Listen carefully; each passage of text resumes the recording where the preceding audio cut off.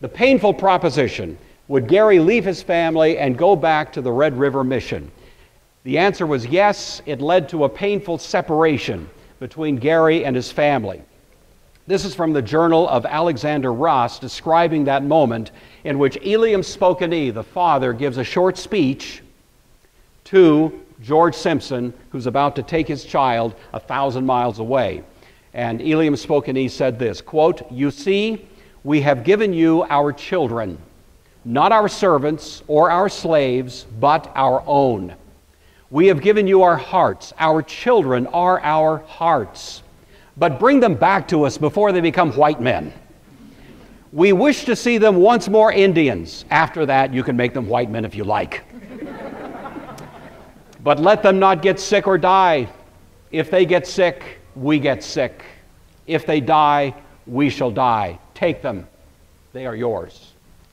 It's a wonderful moment. Not quite sure how to explain this. George Simpson was not much of a Christian by any normal measures, but somehow or other he thought it would be appropriate to baptize these boys at this moment. He's not ordained, of course. This is not a legitimate baptism. But he took them down by the Spokane River there, sprinkled some water on their heads, and at that point gave them new Christian names. The Kootenai boy was named Kootenai Pelly. He was named for a Hudson's Bay Company governor, and the other one was named Spokane Garry. He was named in honor of Nicholas Garry, who was a director of the Hudson Bay Company, and that, of course, is the name by which we know especially Garry. The two left with a Hudson's Bay Fur Brigade, 20 men in all, on April 12th, 1825. George Simpson had only been here in this area for a little less than a week, and off he went with the two boys. It was also a painful journey. It was an arduous trek across the Canadian Rockies in the early spring, and you can guess just how challenging it was. Alexander Ross, who went with them, wrote in his journal, quote, "Every man of the party requiring the aid of a walking stick, our feet being much blistered and lacerated by the rough travel on the," and I don't know this word, "bouteries, and in the bed of the river. It was 1,000 miles, actually 1,100 miles, freezing rain, frozen rivers, deep snow."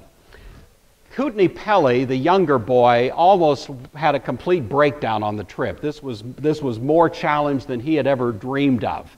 He was cold, frozen to the bone, and weeping, sobbing uncontrollably as they traveled. Garry was a more stalwart soul, and this was really when their friendship was sealed. They didn't speak the same language, they had different languages.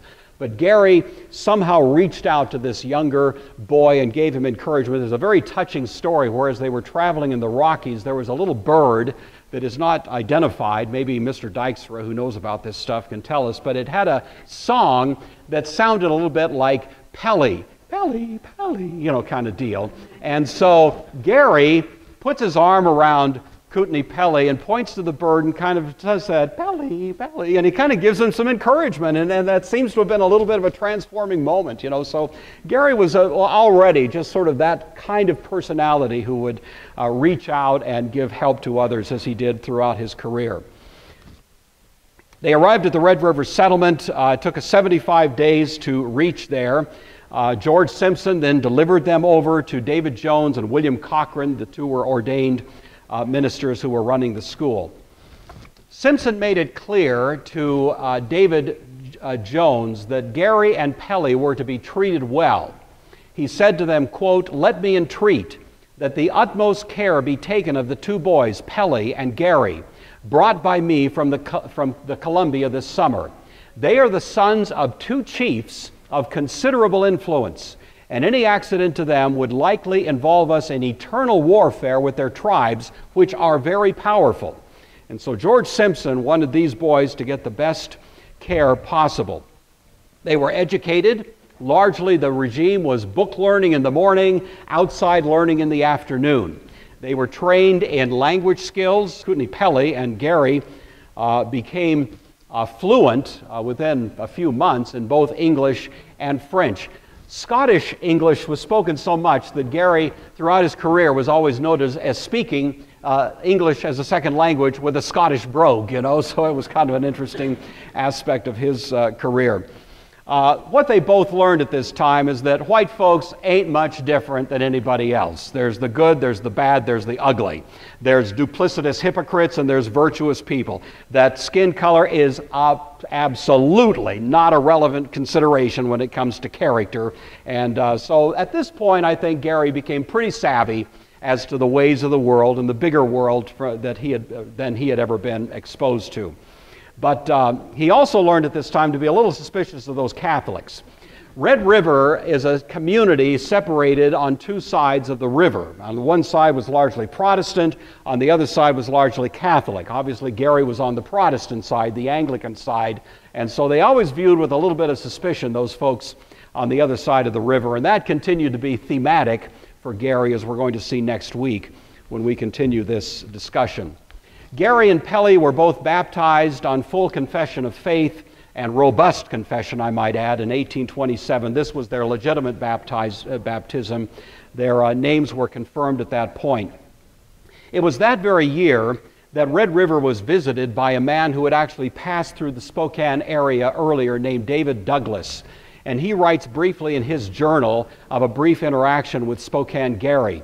He says, quote, "Had a visit paid me by Spokane Garry, an Indian boy, native of the Columbia, who is receiving his education at the missionary school. He came to inquire of his father and brothers, whom I saw. He speaks good English. His mother tongue, Spokane, he has nearly forgotten." Not quite. He'd remembered his mother tongue just fine. The following year, Garry wrote a letter in his own handwriting now back to his parents. They couldn't read it, of course. It had to be read to them. It's a very touching letter. Listen to this. This is 1828, Spokane Garry from the Red River Mission. Quote, "My dear father and mother, I am very glad that I can write to you and that I can tell you that I am well. I have never been sick since I came to this place and have always had food to eat and clothes to put on. I can now read much of that book that the Great Spirit has given to the white people to tell them what they must do so that when they die, they may go to the good country. This book tells us that there is a time coming when Indians as well as white men shall know what the Great Spirit has said in this book and what they ought to do to please Him. I wish, my dear father and mother, that you, my sisters and brothers, and all my country people knew these things. Give my love to my uncle Changulusun and to all my aunts, and I would thank you to send me a deerskin. The great Ilamichum, who you saw before, takes this letter. Be good to the white people, for they are good to us. This from your son, Slokicha." This is actually the letter itself. It's, of course, in a museum now, and you can see there, I hope, down at the left, that is actually the signature of Spokane Garry Slokicha. The following year, 1829, Eliam Spokane died, the father of Spokane Garry. And so on that basis, it was viewed as necessary for Garry to return to this area. On departing Red River, he was given a Book of Common Prayer of the Anglican Church and a big King James Bible. If you'd like to see that Bible, you can go to the Museum of Arts and Culture here in Spokane, and it's there nicely protected in a case there. That is it. You can't see it, but his name is inscribed on the cover of that Bible. He carried that Bible throughout his career. He preached from it often. It's marked up, all kinds of little notations in the margins and so on. It's quite a treasure. Chief Garry came back, of course, a very different man than the one that had left. Thomas Jessett says, Garry was 18 years old now, speaking English and accustomed to the social ways of a settled society. They were far different from the two frightened boys who had left home so long ago. He came back with a different mission. William Cameron McKay, who was a pioneer physician and contemporary acquainted with Spokane Garry, says this, quote, "The young chief returned home with the company express in the fall, but that year it must have been 30, and it was actually 29, with my brother Alexander. The young chief spent the winter with his people, preaching, teaching, and educating the scriptures to them, also singing hymns according to the Church of England instructions." I cannot overestimate or overemphasize the critical character of this moment. He was here for a few months, and he traveled throughout the region, and people just hung on his words because he had now come back from the Red River Mission, educated and able to read. He was viewed almost in supernatural categories, and everywhere he went, throngs of natives would come and listen to him, and the impact that especially Garry had at this point is almost incalculable. I think even to this point, we're only beginning to appreciate what a vast awakening began to take place under his influence at this time. He came with, of course, a very different message in his mind. Jessett writes, Garry and Pelly appear to have made a tremendous impression upon their own and neighboring tribes with their recitation of what they know about the white man's religion.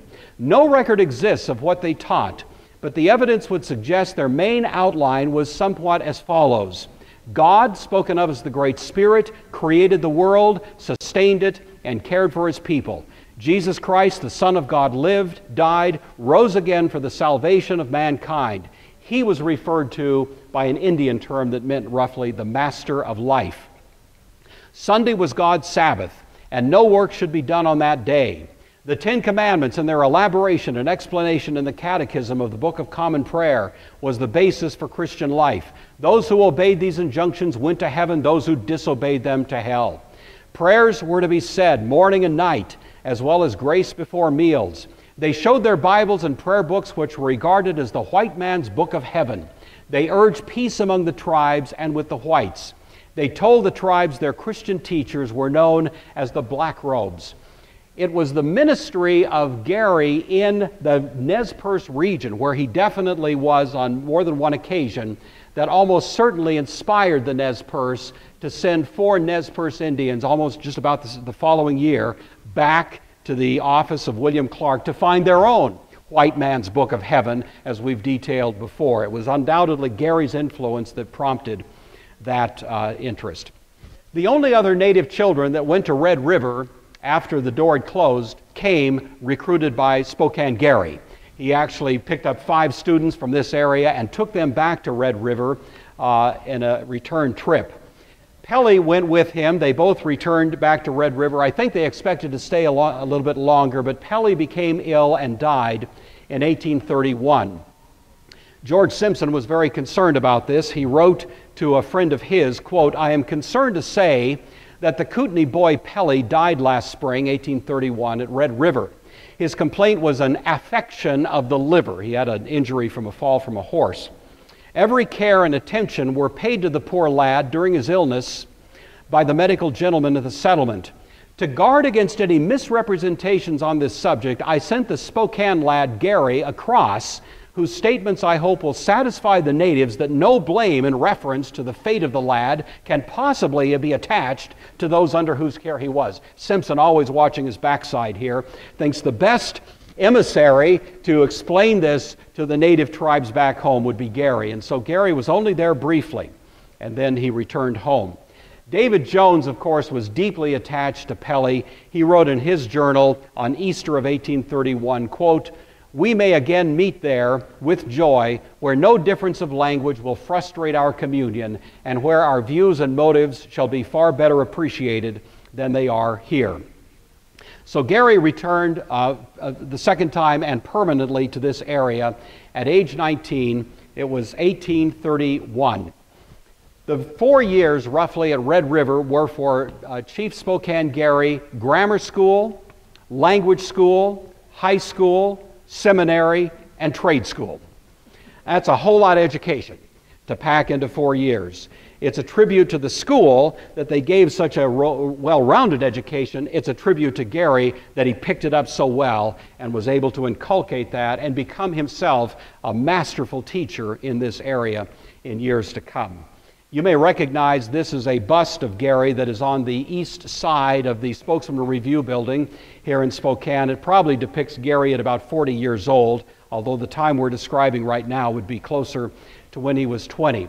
Again, I just want to leave you with this as our time runs out, part 1 of this story, that Garry was for this next 20 years or so chiefly known as a pastor, preacher, teacher of the native population, not only his own tribe, but throughout the entire region, traveling constantly and caring for those who were part of his native population.